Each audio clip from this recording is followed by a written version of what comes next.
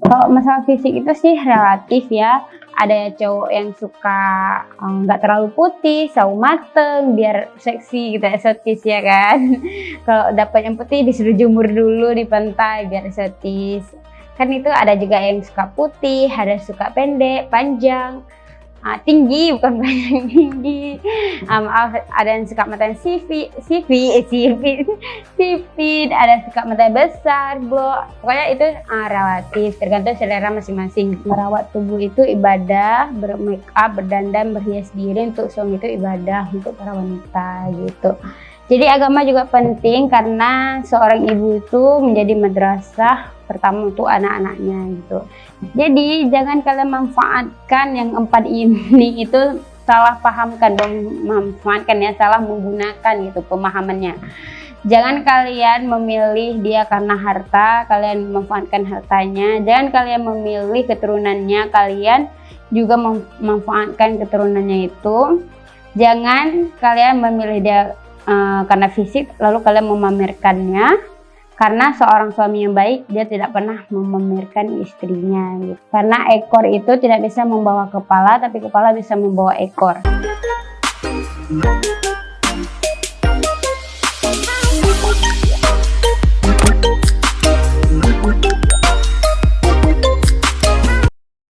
Assalamualaikum kawan-kawan Ais, kawan-kawan Umi semua. Jadi tema kita hari ini cara jitu memilih jodoh. Nah, buat kalian yang belum dapat jodoh, yang belum ketemu jodoh, yang belum ditakdirkan menjumpai jodoh, selalu ikhtiar dan berdoa. Tapi gimana sih cara mendapatkan jodoh, cara jitunya mendapatkan jodoh?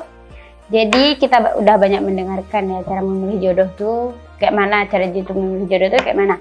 Jadi secara rangkumannya banyak yang bilang cara memilih jodoh dalam Islam itu 4, melihat fisik, agama, keturunan. Kenapa Nabi menyebutkan fisik?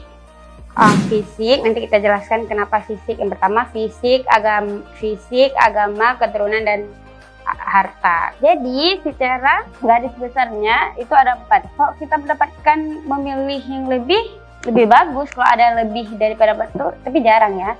Kalau ada setidaknya minimal dia memiliki 4 itu. Tapi yang diutamakan adalah yang pertama itu agamanya. Dan kenapa Nabi menyebutkan fisik yang pertama? Karena menikah itu untuk lelaki nih ya, untuk lelaki memilih fisik wanita itu kenapa? Karena dengan menikah, apa gunanya menikah bagi laki-laki itu? Terutama menyempurnakan ibadahnya, menghindari zina. Dengan memenuhi biologisnya, berarti dia menghindari zina gitu.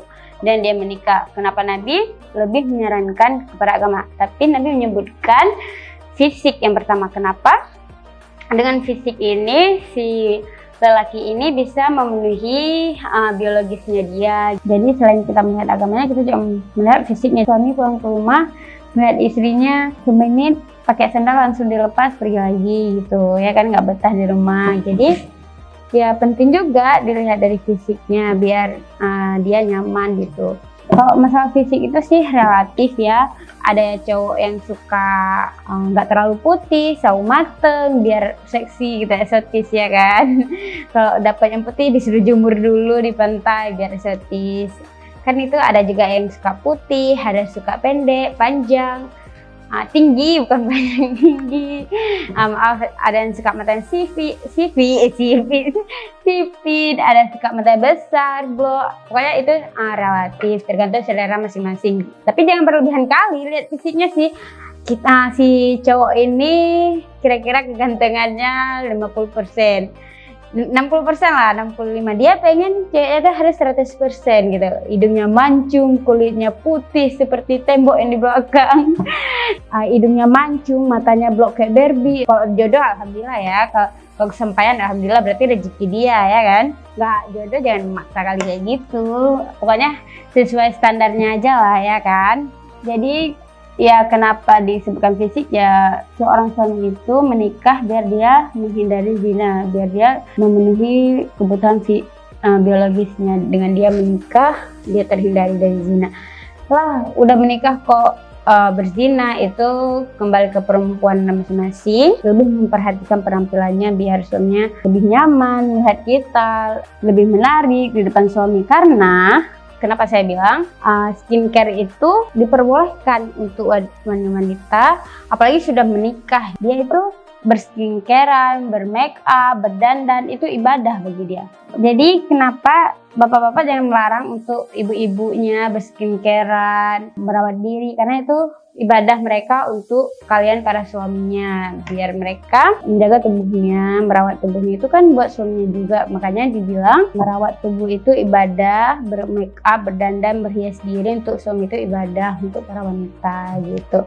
Jadi agama juga penting karena seorang ibu itu menjadi madrasah pertama untuk anak-anaknya gitu. Dan melihat keturunannya itu juga penting.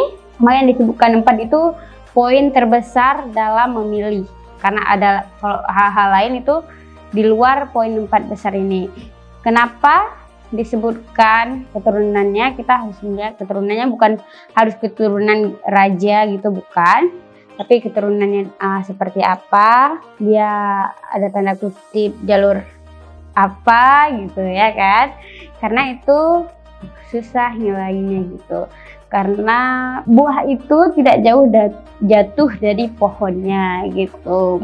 Kalau ayahnya seorang pemabuk, seorang yang suka memukul istri, anaknya nanti pasti suka memukul istrinya. Mabuk juga. Kalau ayahnya suka berpacaran, bermain cewek, tapi anaknya nanti akan ikut gitu. Begitu juga perempuan, kalau mamanya gini pasti anaknya gitu ya gitu. Jadi marilah kita bercermin kepada diri sendiri, jangan menyalahkan orang lain, jangan sering melihat kesalahan orang lain, lihatlah kesalahan diri sendiri. Harta, kenapa kita melihat harta? Seperti Khadijah mungkin bisa membantu dalam memperjuangkan agama kita. Jangan jadi lelaki materi juga ya.